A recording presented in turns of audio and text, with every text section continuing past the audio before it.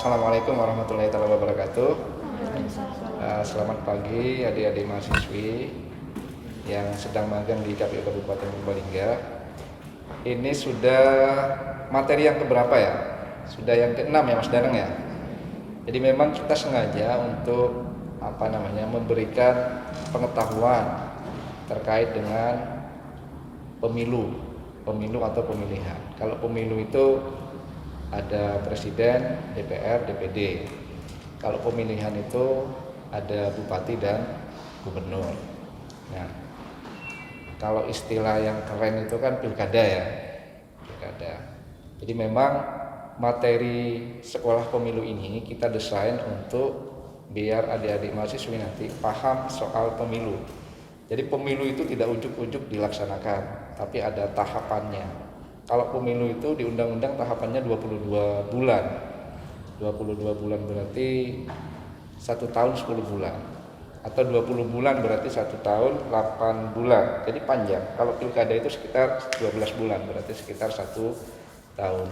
Nah, materi-materi kemarin itu adalah tahapan-tahapan menuju ke hari H. Ada jadwal dan tahapan yang dulu pernah disampaikan oleh Pak Catur. Terus ada pendaftaran partai politik sudah ya dari Mbak Mai. Terus juga tahapan berikutnya adalah pembentukan dapil. Dapil itu daerah pemilihan untuk pemilu. Baru kemudian ada sosialisasi. Ada juga pendaftaran daftar pemilih yang tadi mulai DPS dan seterusnya sampai kemudian ditetapkan menjadi DPT, daftar pemilih tetap. Nah, tahap berikutnya itu adalah pencalonan. Nah, saat ini adalah materi pencalonan. Nah, pencalonan itu sama dengan kita mau kuliah, ada syarat-syaratnya. Kalau Putri mau kuliah syaratnya apa? Lulus dari SMA. Ijazah kan? Ijazah dulu kan? Ijazah SMA. Kan nggak mungkin ijazah SMP. Jadi ijazah SMA. Baru kemudian daftar, lulus dan menjadi mahasiswa. Sama dengan untuk menjadi calon anggota legislatif, presiden ataupun bupati ya. Kalau DPR itu nanti yang ngurus langsung KPU RI. Kalau DPRD provinsi sama DPD itu yang ngurus KPU provinsi. Nah, sedangkan kewenangan KPU Kabupaten Purbalingga itu ngurus soal sah tidaknya atau memenuhi syarat tidaknya calon anggota legislatif DPRD kabupaten kota. Karena di sini kabupaten maka kabupaten. Kalau kota berarti kota. Nah, sama dengan ngurus pencalonan calon anggota calon bupati dan wakil bupati. Sedangkan provinsi atau gubernur itu adalah KPU provinsi yang ngurus. Jadi ada bagian-bagiannya. Ada KPU RI, ada KPU provinsi dan KPU kabupaten kota. Nah, tadi pertama. Jadi untuk calon itu pertama usia. Tahu nggak usianya berapa kira-kira untuk jadi calon anggota legislatif? Pernah baca nggak? Tahu? Putri tahu? Kurang tahu sih Pak. Kurang tahu? Tanya? Nggak tahu. Jadi kalau untuk DPRD itu minimal baik itu DPRD provinsi, pusat, kabupaten itu usianya minimal 21 tahun. Jadi 21 tahun berarti Mbak Rania sekarang usianya berapa? 20. Belum bisa berarti. Putri? 21. Berarti udah cukup. Rania? Putri? 23. 23 berarti udah cukup untuk menjadi calon anggota legislatif. Sedangkan untuk menjadi calon bupati itu minimal 25 tahun. Jadi belum cukup untuk menjadi calon bupati mana ini? Banjarnegara ya? Belum cukup waktunya. Putri karena di Jakarta tidak ada pemilihan, karena langsung dipilih oleh gubernur, ya berarti tidak ada kesempatan, harus pindah ke Purbalingga dulu biar nanti bisa punya kesempatan untuk nyalon. Kalau Rania dari mana aslinya? Bogor. Dari Bogor, masih ada kesempatan untuk nyalon. karena di sana ada pemilihan. Nah, jadi gitu. Kalau untuk gubernur itu usianya 30 tahun. Jadi usia. Nah, terus ada juga syarat yang lain. Syaratnya adalah ijazah. Ijazah itu minimal SMA. Nah, SMA itu nanti dibuktikan dari mana? Dari legalisir surat tanda tamat belajar. SMA atau sederajat. Kalau SMA itu apa aja? SMA, MA, SMK, terus apa lagi? MK ya. Madrasah keagamaan. Kejuruan. Ya. Oh, kejuruan. Oke. Jadi sederajat lah ya. Nah, walaupun misalnya adik-adik semua nanti pada saat mendaftar, yang diserahkan itu misalnya S1, itu tidak diterima oleh KPU. Yang ditanyakan itu cuma SMA-nya. Walaupun punya S3 misalnya, tapi tidak mencantumkan S1 atau SMA, itu dianggap belum memenuhi syarat.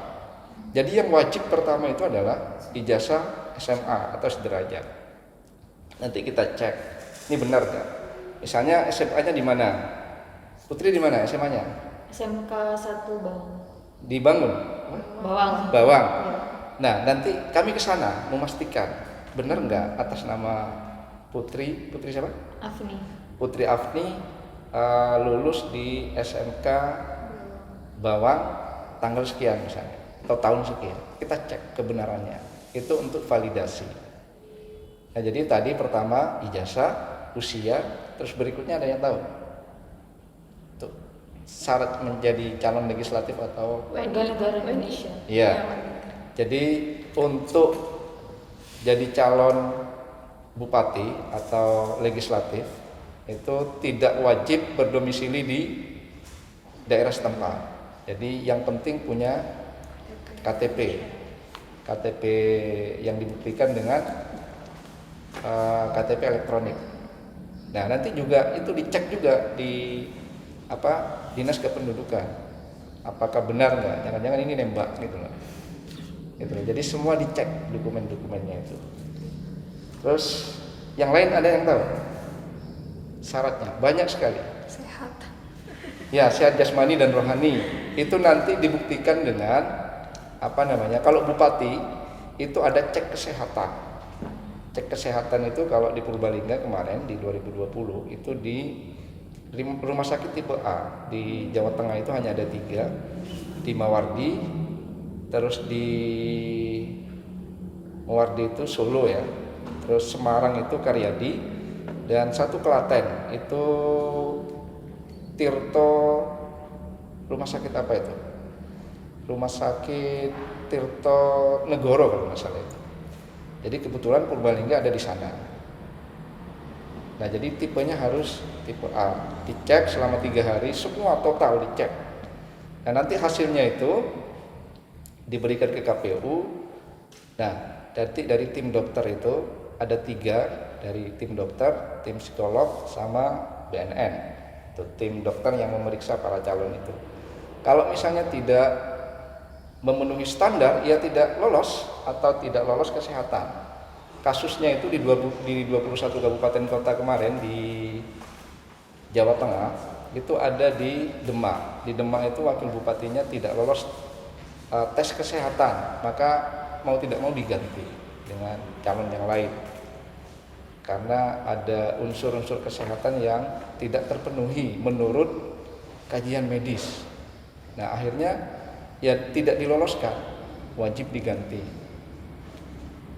Terus apa lagi? Ada lagi? Syaratnya apa lagi?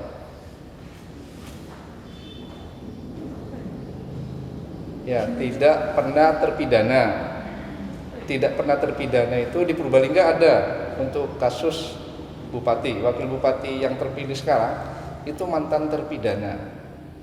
Jadi yang bersangkutan itu pernah ada kasus hukum di Batang. Di Batang itu mana? Jawa Tengah ya? Masih Jawa Tengah. Batang itu masih Jawa Tengah. Kasus tapi sudah lama. Nah, dia itu sudah melewati 5 tahun sejak keluar. Misalnya si A itu kena kasus hukum. Apapun kasus hukumnya, Nah, kemudian setelah keluar itu, sejak keluar itu dihitung pada saat dia daftar. Itu sudah 5 tahun atau enggak? Kalau belum 5 tahun berarti tidak memenuhi syarat untuk mendaftar. Tapi kalau sudah 5 tahun itu memenuhi syarat untuk mendaftar. Jadi ketat banget. Persyaratannya itu panjang dan butuh pembuktian yang akurat. Nah, maka KPU itu harus sangat teliti di situ. Ada kasus misalnya di Nusa Tenggara Barat Nusa Tenggara Timur itu, yang salah satu calon bupati yang kemudian didiskualifikasi oleh MK gara-gara tidak memenuhi satu syarat, yaitu KTP. KTP-nya dia KTP Amerika, walaupun dia juga punya KTP Indonesia, tapi itu dianggap tidak jujur dan tidak memenuhi syarat, karena yang wajib mendaftar ketentuannya adalah warga negara Indonesia. Kalau negara asing ya nggak boleh, walaupun dia punya kartu KTP Indonesia. Nah, terus berikutnya adalah kalau untuk misalnya jadi anggota legislatif itu harus mundur dari, kalau dia PNS misalnya ya mundur dari PNS. Dia misalnya perangkat desa misalnya atau kepala desa harus mundur. Termasuk misalnya salah satu calon anggota KPU yang akan mencalonkan itu wajib mundur kalau mau mencalonkan sebagai anggota legislatif. Jadi sama juga misalnya kepala desa mau nyalon bupati ya harus mundur. Jadi pejabat yang masih menggunakan keuangan negara itu wajib mundur. Di misalnya PNS, TNI, Polri itu wajib mundur. Kalau TNI Polri itu kewajibannya ada di institusinya. Jadi ada undang-undang di institusi kepolisian dan TNI itu yang mengatur tentang kewajiban harus tidak boleh berpolitik ya, harus netral. Ketika masuk politik wajib mundur. Nah, kemudian di undang-undang pencalonan juga mewajibkan mundur. Jadi kena dua pasal gitu loh. Pasal yang melekat pada institusinya, pasal yang melekat pada pencalonan. Jadi misalnya dia jadi BUMN. Misalnya BUMN atau BUMD juga wajib mundur. Jadi semua harus melepaskan diri dari status-status yang melekat pada dirinya yang terkait dengan dia mengelola keuangan negara. Misalnya dia pengacara, wajib tidak boleh beracara selama menjadi anggota DPR. Jadi biar tidak menimbulkan konflik of interest. Itu beberapa faktor ya yang wajib dipenuhi oleh calon anggota legislatif atau bupati. Nah, syarat berikutnya apa? Syarat berikutnya adalah tidak menggunakan narkoba. Nanti dicek juga, cek kesehatan itu salah satunya itu.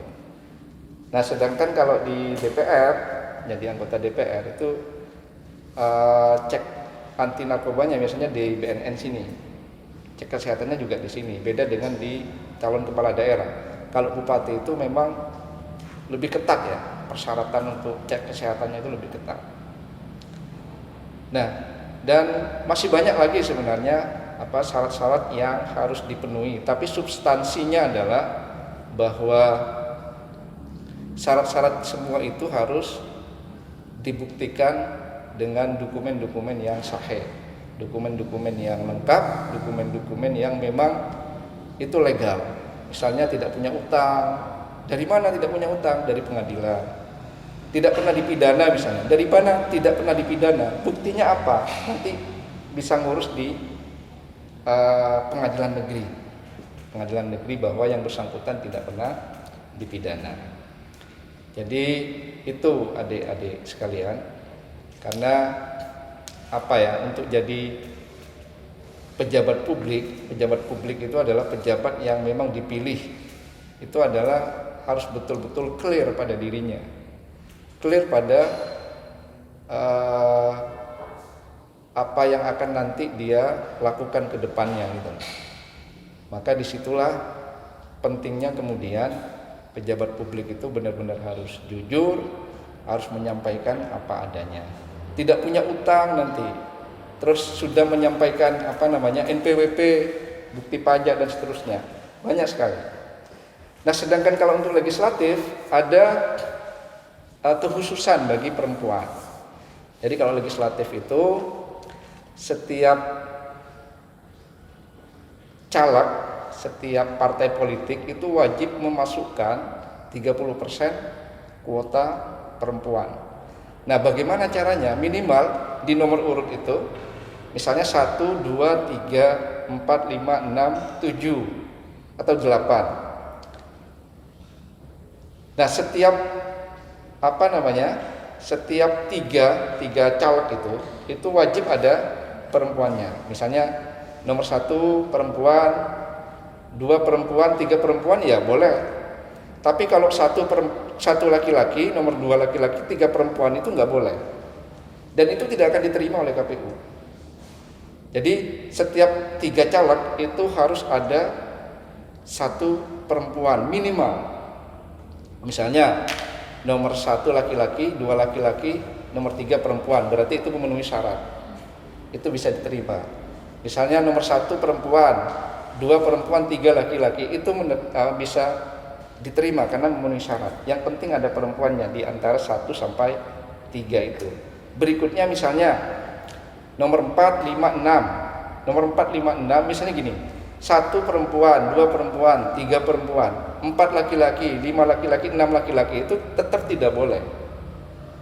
Karena di antara 4 dan 6 itu wajib ada perempuannya. Entah perempuannya minimal 1. Minimal 1. Nah, kalau tidak terpenuhi, KPU ya akan mencoret di dapil itu. Terutama partai politik nanti harus mengganti misalnya yang awalnya tidak ada laki-laki dimasukkan, yang awalnya tidak ada perempuan dimasukkan perempuan. Nah, itu syarat-syarat yang memang harus dipenuhi. Kalau di bupati itu ada 2 syarat. Pertama, syarat yang melekat pada dirinya, yang tadi itu, misalnya ada ijazah dan seterusnya. Ada syarat pencalonan. Syarat pencalonan itu yang melekat pada partai politik, institusi lain. Nah, misalnya gini, ada misalnya di Purbalingga itu partai politik yang dapat kursi paling banyak itu kan PDI, ada 10 kursi. Terus PKB ada 9 kursi. Terus Golkar ada 7 kursi, Gerindra ada 6. Terus PKS ada 4 kalau nggak salah. PAN ada 4 dan seterusnya ya. Nah, yang wajib yang bisa mencalonkan itu adalah partai politik yang memperoleh suara itu 20% dari jumlah kursi yang ada di kabupaten tersebut. Nah, untuk kasus Purbalingga misalnya, jumlah kursi di Purbalingga itu kan 45. 45 itu 20% dari kursi itu berapa? Berarti kan berapa? 9 ya? 9 kan? Kalau 45 itu 5%-nya kan 4,5. Kalau 10%-nya kan 4,5 ya. Tapi kalau 20% berarti 9 kursi. Nah, di Purbalingga itu yang bisa mencalonkan tanpa berkoalisi, tanpa gabung-gabungan partai politik itu adalah hanya ada 2 partai politik. 1 PDI dapat 10 kursi, 2 PKB dapat 9 kursi. Jadi tanpa 2 partai ini, tanpa berkoalisi pun bisa. Nah, lantas bagaimana partai-partai yang lain yang suara partainya atau kursi partainya itu tidak sampai 20%? Maka harus gabung. Misalnya Putri partainya dapat 5 kursi. Putri yang satunya itu partainya dapat 7 kursi. Sudah berapa? 12. Nah, Rania partainya dapat 8 kursi. Berarti 20 ya? 20. Oh, kebanyakan ya? Maksudnya gini, Putri partainya dapat 5. Terus Rania partainya dapat 3, berarti 8 ya. Terus Putri satunya partainya dapat 1 kursi. Maka kalau gabung itu kan dapat 9 kursi, maka bisa untuk mencalonkan. Nah, silahkan yang mau dicalonkan siapa. Itu namanya syarat pencalonan. Syarat pencalonan itu syarat yang terkait dengan ketentuan partai politik memperoleh kursi atau suara. Kalau suara dari pemilu itu minimal 25%. Tapi rata-rata itu menggunakan kursi karena lebih murah kalau dihitung ternyata. Dihitung itu lebih murah. Kalau PDI, misalnya PDI atau PKB yang dapat 9 kursi, kalau dari suaranya itu nggak sampai 25%. Nggak sampai 25%. Tapi kalau dari kursi, karena kursi itu dari 20%, itu memenuhi ketentuan itu. Maka kemudian bisa mencalonkan. Nah, kemarin itu ternyata PDI itu juga tidak berangkat sendiri gitu. Itu masih koalisi dengan partai lain. Sama dengan PKB. PKB walaupun tanpa koalisi bisa mencalonkan, itu ternyata masih berkoalisi dengan partai lain. Nah, di kepala daerah itu ada juga ketentuan yang membolehkan masyarakat itu bisa menjadi calon perseorangan tanpa melalui partai politik. Jadi misalnya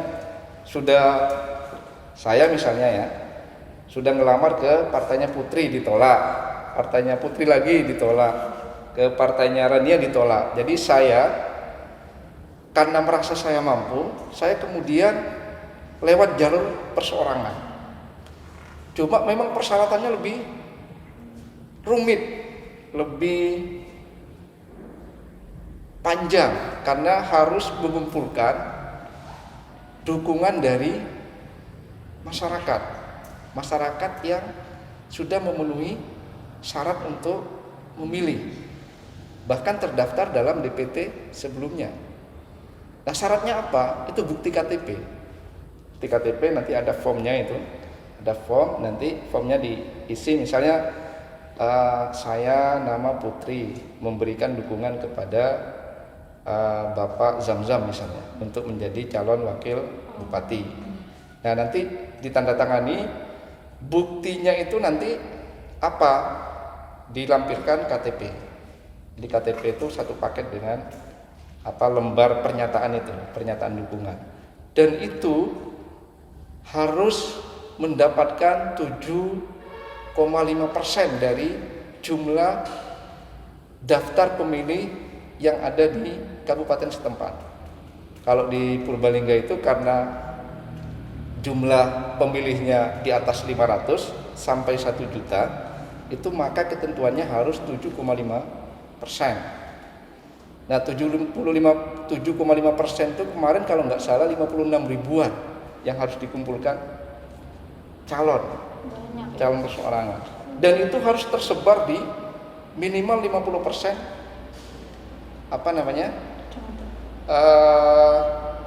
kecamatan yang ada di Purbalingga. 50%-nya berapa? Purbalingga itu kan 18, 50%-nya berapa? 9. Karena harus lebih, maka nggak boleh 9 kan? Kalau lebih maka minimal 10. Harus tersebar semua dukungan itu. Dan itu nanti diverifikasi lagi oleh KPU. Bener nggak? Kita datangi nanti ke rumahnya. Oh, Rania misalnya dukung. Mbak Rania benar nggak bahwa Anda mendukung calon namanya Pak Zamzam misalnya? Oh iya Pak, oke, berarti oke, clear. Oh tidak, berarti dicoret. Jadi nanti dihitung lagi. Awalnya cukup, bisa jadi nggak cukup. Karena tadi itu dilakukan verifikasi ke lapangan. Jadi itu artinya bahwa kita semua itu sebenarnya punya kesempatan untuk mencalonkan sebagai anggota legislatif atau bupati dan wakil bupati selama persyaratan-persyaratan itu terpenuhi. Kalau untuk caleg itu wajib menjadi kader partai politik, salah satu calonnya. Juga salah satu syaratnya tadi itu selain yang saya sampaikan tadi juga adalah harus terdaftar dalam DPT. Nanti dibuktikan semua itu, tinggal minta ke PPS bahwa sudah terdaftar. Jadi gitu. Gitu ya, sekedar pengantar. Mudah-mudahan ini nanti merangsang adik-adik semua untuk awalnya yang cita-citanya hanya guru misalnya, itu punya cita-cita lain untuk menjadi anggota legislatif atau bupati dan wakil bupati. Karena apa? Karena efek dari kebijakan yang kita buat bagi anggota DPR atau bupati itu cukup signifikan bagi masyarakat. Dan sebaliknya ketika kebijakan itu misalnya tidak bagus, maka ya efek negatifnya juga luar biasa. Jadi itu mungkin pengantar dari saya terkait syarat-syarat pencalonan ya untuk jadi anggota legislatif dan calon bupati dan wakil bupati. Nah, nanti juga bisa adik-adik sekalian bisa dibaca di undang-undang tentang pilkada atau undang-undang tentang pemilu, syarat-syaratnya untuk jadi anggota legislatif apa, presiden apa, dan seterusnya. Jadi mungkin itu, silahkan sekarang kita buka tanya jawab ya. Ya begitu ya, biasanya begitu. Oke. Penanya Pak. Ya, silahkan. Jadi pernah ditemukan kasus kalau misalnya lagi tes kesehatan, kesehatan atau narkoba gitu, itu pernah ditemukan kasus itu si paslon itu nyogok rumah sakitnya buat meloloskannya atau tidak? Itu yang pertama. Terus yang kedua, sebagai pasangan calon mungkin yang independen, tidak melalui partai seperti itu kan harus mengumpulkan dukungan. Iya, dukungan 7,5% itu. Nah, itu pernah nggak Pak di Purbalingga itu ada itu? Iya. Mungkin yang lain? Sama paling kalau misal ada yang mencalonkan dengan independen itu pernah ditemukan kasus bahwa si pasangan calonnya itu kayak memberi uang bahwa dia tuh pengen itu ngisi form kepada per masyarakat. Iya. Itu Pak, itu aja sih. Cukup? Iya. Jadi memang untuk di Purbalingga sepanjang pemilihan pertama ya sejak 2005 itu kan pilkada pertama kali di Indonesia ya, 2005, 2010, 2015, 2020, 2024. Udah 4 kali ya. Itu belum ada calon perseorangan di Purbalingga. Jadi kemarin mau ada, itu sudah dukungannya sudah banyak sebenarnya. Cuma karena sampai batas akhir waktu yang ditentukan oleh KPU untuk menyerahkan tidak diserahkan karena memang tidak cukup, maka yang bersangkutan tidak jadi mendaftar. Jadi kami belum mengalami proses verifikasi tadi itu. Misalnya katakanlah ngasih imbalan ya ke masyarakat untuk mendukung misalnya. Kalau di Purbalingga belum. Tapi kalau misalnya kasus-kasus yang ada itu di Jawa Tengah kemarin itu calon perseorangan itu ada di Purworejo sama di Surakarta, Solo. Surakarta lolos, sampai lolos ditetapkan sebagai calon. Di Purworejo itu tidak lolos karena jumlah dukungannya kurang dari yang ditentukan.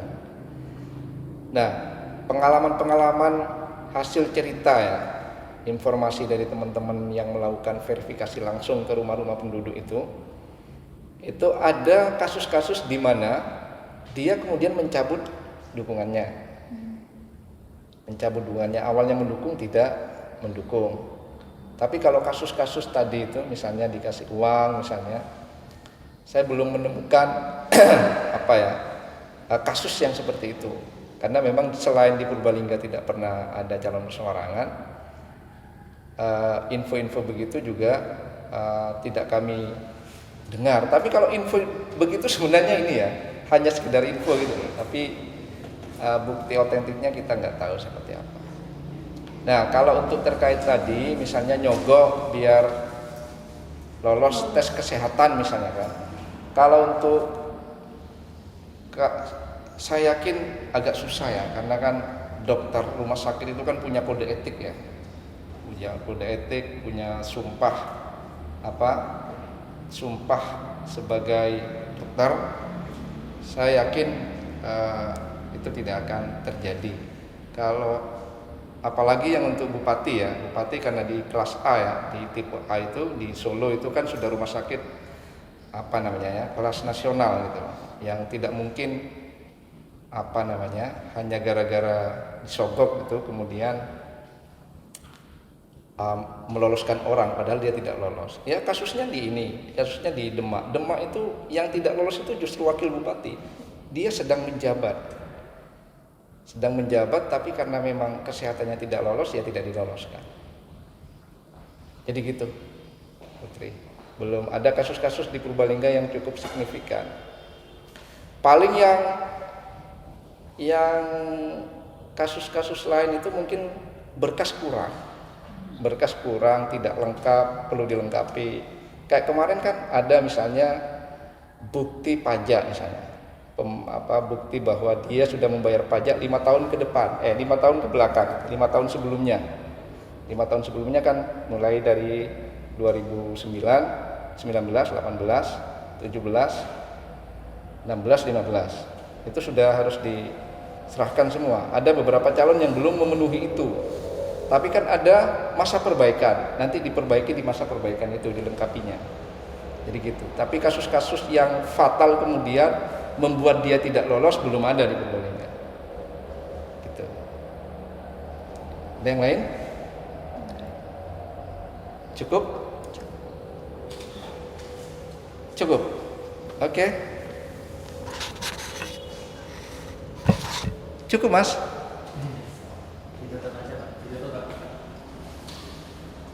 Benar ini, nggak ada yang mau ditanyain lagi? Udah cukup paham? Kalau misalnya mau nyalon besok sudah cukup paham? Hah? Atau ingin mendirikan partai politik lagi? Untuk bisa satu aja mau berubah. jadi jalan. Kayak gitu ya. Gitu adik-adik sekalian, saya atas nama pribadi dan lembaga KPU, jika ada paparan yang atau tutur kata yang kurang berkenan, mohon dimaafkan. Wabillahi taufiq wal hidayah. Wassalamualaikum warahmatullahi wabarakatuh.